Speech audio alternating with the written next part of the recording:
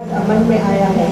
अहले विशाखापट्टनम के लिए ये बेइंतहा खुशी की बात है कि यहाँ बज़्म शाहिने अदब जैसी तंजीम बनी है जो उर्दू अदब को यहाँ सोचने और संवारने के काम में मसरूफ़ है। उस्मान नज़ीम साहब की गैर मौजूदगी में ये सबसे फर्ज़ आइन है कि उनके काम को किसी न किसी तरीके से जिंदा रखने की कोशिश की जाए। ये जिम्मेदारी मेरे नाजुक कांधों पर रखी गई है, लेकिन अल्लाह का शुक्र है कि आप तमाम मुहिब्बान उर्दू और मोहब्बतों और चाहतों से उर्दू अदब का रफ्ता रफ्ता काम चल रहा है। अदब की ज़मीन बंजर नहीं हुई बल्कि ज़रख़ीज़ होती जा रही है।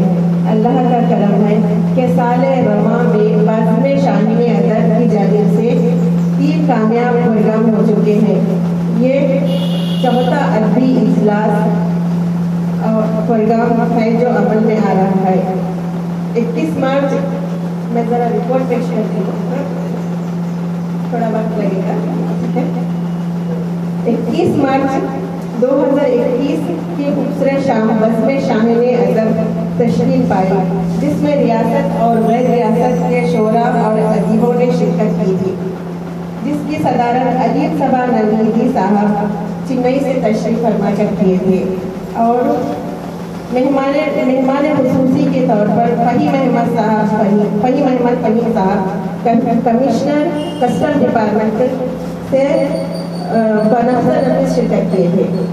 और 4 जुलाई 2021 को उस्मान नज़ीम साहब की याद में एक ताज़ियाती जलसा और मुशायरे का इनेकाद शेरी नशस्त का इनेकाद किया गया था, जिसकी सदारत सैयद मोहिम शाह कादरी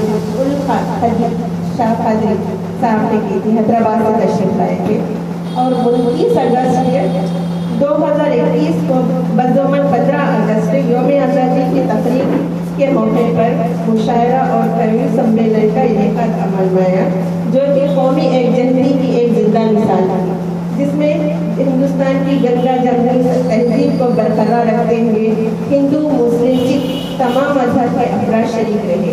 मोहतरम आनंद शाह साहब और संजय जायसवाल साहब ने इसमें शिरकत की थी और उनकी अहलिया भी इसमें शरीक हुई थी।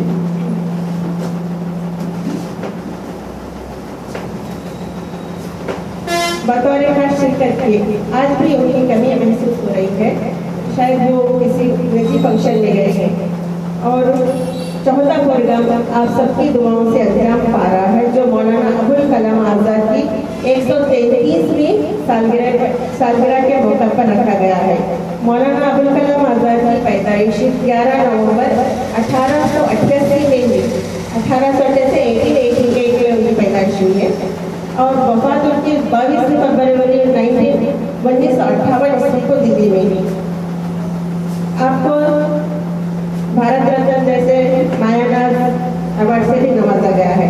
तो मैं यहाँ पर मौलाना अबुल कलाम आज़ाद की शख्सियत पर थोड़ी सी रोशनी डालती हूँ। मौलाना अबुल कलाम आज़ाद की शख्सियत के बारे में मौलाना